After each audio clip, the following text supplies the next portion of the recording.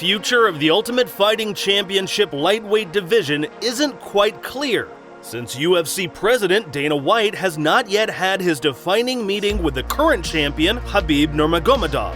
But apparently, it seems that the winner of the UFC 257 main event between Dustin Poirier and Conor McGregor will likely get a title fight.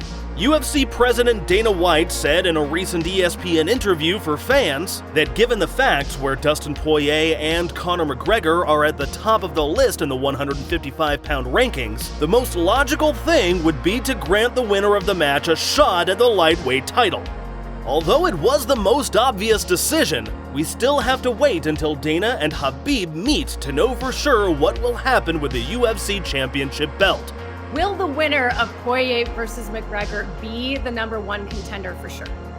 Well, I don't know if that's where the media will put them as far as, but yeah, I mean, whoever wins that fight, probably next in line. Ultimately, the UFC lightweight class fully depends on the status of current champion Khabib Nurmagomedov, who has recently announced his retirement from MMA following a successful title defense against Justin Gaethje in UFC 254 in October. Although Khabib Nurmagomedov made a promise to his mother that he wouldn't fight again after the death of his father Abdulmanap, the Russian is still the official belt holder. After what happened with my father, when UFC called me about Justin, I talked with my father, my mother, 3 days. She don't wanna I go fight without father, but I promise her it's gonna be my last fight. And if I give my word, I have to follow this. It was my last fight here. I know only one thing, what I want from UFC Tuesday. You guys have to put me on #1 pound-for-pound fighter in the world because I deserve this. And UFC undisputed UFC lightweight champion, 13-0, 13 in UFC, 29 in all my pro MMA career. I think I deserve. And one more thing, I want to say thank you, Lorenzo, Fertitta, thank you, Dana, Hunter, all guys. Thank you so much. And of course, I don't forget about Joe Silva, who signed me here in UFC. Joe Silva, thank you. All this UFC team, everybody around the world, this all pandemic stuff, they're doing great show, Thank you so much, Justin.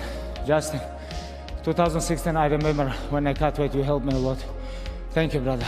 This is fight without cage. I know you're great, man. I know how you take care of your close people.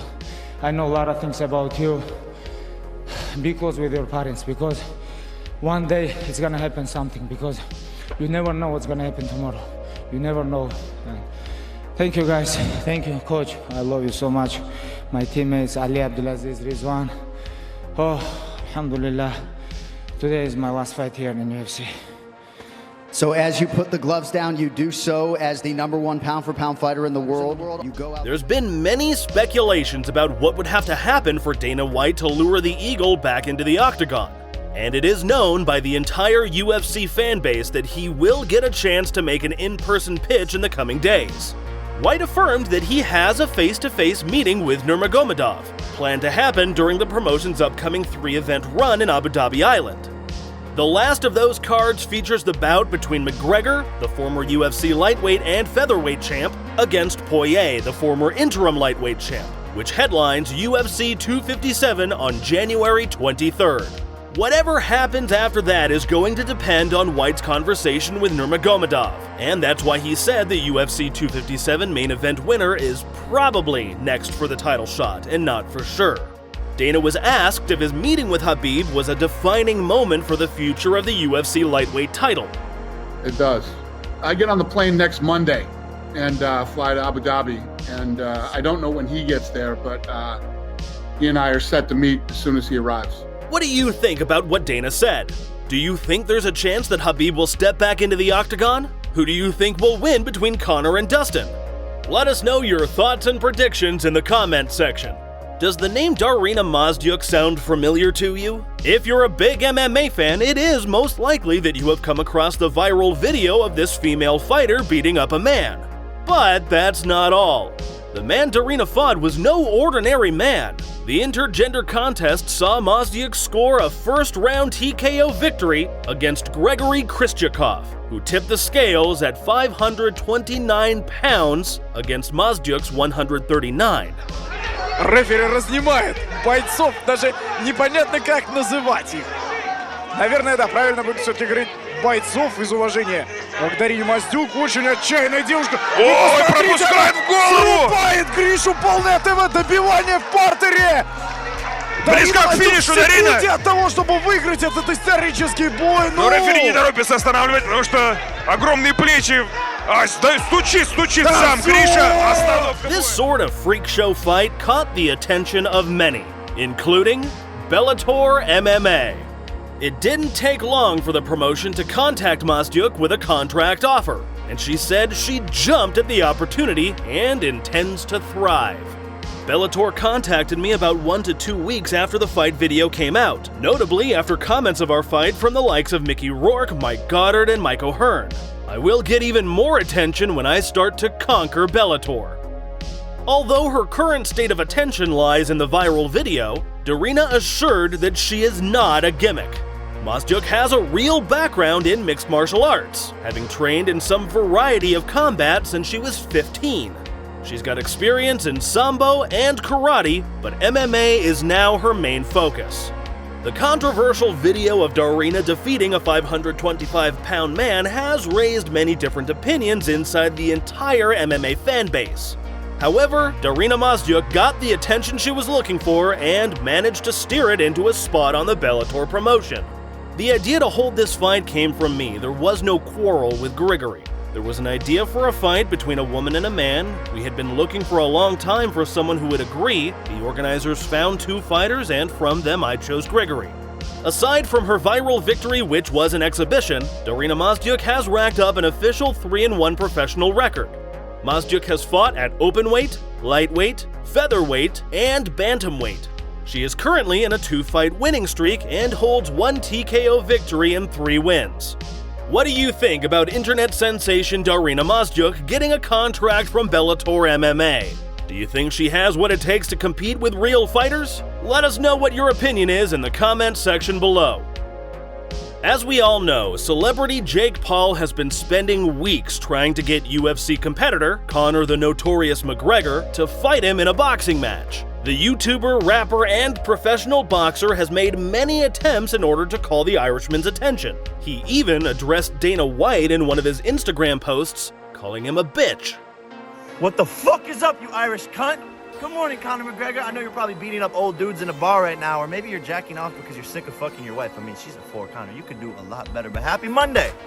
My team sent you a $50 million offer this morning. $50 million cash, approval funds.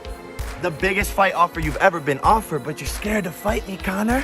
You're ducking me because you don't want to lose to a fucking YouTuber. You're 0-1 as a boxer. I'm 2-0 as a boxer. I just came off the 8th biggest pay-per-view event in history, but you want to fight Dustin Poirier, who has less followers on Instagram than my fucking dog. That's a fact. And Dana White, you're a fucking pussy too, you ugly fucking bald bitch. And just like that one, Paul has made many internet attacks on Conor and the UFC all over social media. However, Conor never responded until a couple of days ago, where he only posted a short video on his Instagram account making fun of Jake. What? What'd you say? Getting smart there? What do you think about Jake Paul's attempts to fight the Irishman? Do you believe the fight will ever happen? Who do you think would win? Let us know your opinion in the comments section. The Bellator promotion has never had a problem with getting involved in high-profile free agent signings, but the past year has brought several top UFC light heavyweight contenders to the promotion. Former light UFC heavyweight Corey Anderson was asked out of his contract, and just hours later shifted to Bellator. Also, Anthony Johnson secured his release in order to sign an exclusive deal with Bellator. Moments later, he was joined by Yoel Romero. Bellator president Scott Coker is definitely happy to see the growth of the 205-pound division, which was partially fueled by the UFC's decision to part ways with several of those athletes. Yeah, absolutely. I mean, you're talking about, a real a couple of guys that really made a difference, I think, in their division. And I'm surprised they didn't want to keep him, And so, to me, it's like, hey, great opportunity for us. And to be honest, I think that we're a better fit for those guys. And I think they'll have a great home here. And I think they're going to be extremely happy here. And I think a couple of the guys that I talked to, they wanted to make the move. They wanted to come to Bellator. And, people see when they get here how we treat the fighters and the family environment that's here. And yes, it is a business and we run like a business, but, it's really run a lot different maybe than other organizations. So Anderson spoke out almost immediately about his excitement when joining the Bellator roster, and he proved his worth right away by dismantling Melvin Manhoef in his promotional debut. While Johnson confirmed he had no ill feelings whatsoever towards the UFC when that relationship ended, he also anticipated a great working relationship with Bellator after signing with the promotion. Although Scott Coker never addressed the UFC, his intentions of competing with the #1 promotion are very clear when you hear him talk about how they treat their fighters and how some fighters really wanted to go to Bellator because of past circumstances with other promotions. At the end of the day, I think the fighters wanted to be here. They made the move to be here. And I think each one of those guys had different circumstances, with their past employer. And, I don't think that they wanted to take this fight or that fight, and some ultimatums were thrown around, is what I heard, and it just didn't work out. So you know what? Too bad for them and good for us. And, and now look at that light heavyweight division we have. Thanks for watching, and don't forget to smash that like button on your way out. Also, subscribe for more MMA news.